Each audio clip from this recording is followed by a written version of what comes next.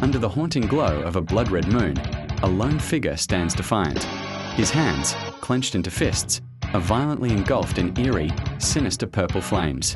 This is not a hero. This is Iori Yagami, a man shackled by a cursed legacy and an all-consuming hatred. His story begins not with him, but centuries ago, in the shadows of ancient Japan. We journey back to a time of myth and power, where a desperate ancestor of the Yasakani clan made a fateful choice. To gain power far beyond mortal limits, he forged a blood pact with the serpentine entity, Orochi. In that single, selfish act, he cursed his entire bloodline, forever tainting their lineage with a demonic power and an unquenchable thirst for vengeance.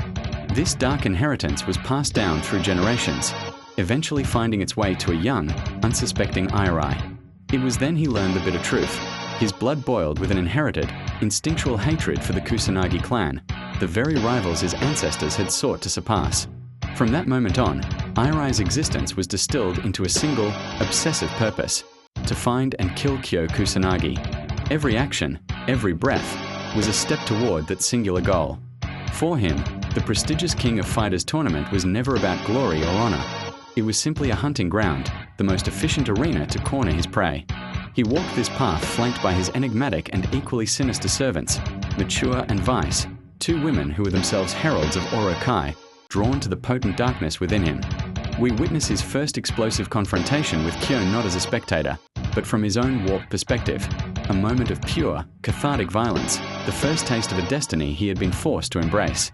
The looming threat of Orochi's full resurrection forced an unwelcome truce upon the world, compelling the three sacred clans, Yasakani, Kusanagi, and Yada, to unite. But Iori scoffed at the very notion of an alliance.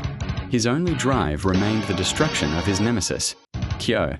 He would fight, but only for the chance to be the one to end the Kusanagi flame.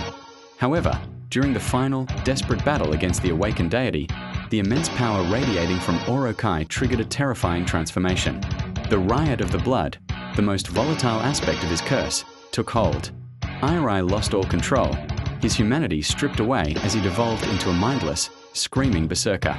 Yet, in this maddened state, his cursed blood instinctively lashed out not at his rival, but at the true source of his clan's eternal suffering, Orochi itself.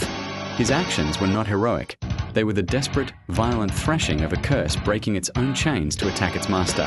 He found himself utterly alone again, the echoes of the battle fading into silence. The curse remained, a permanent fixture in his soul, and with it, his singular, defining purpose.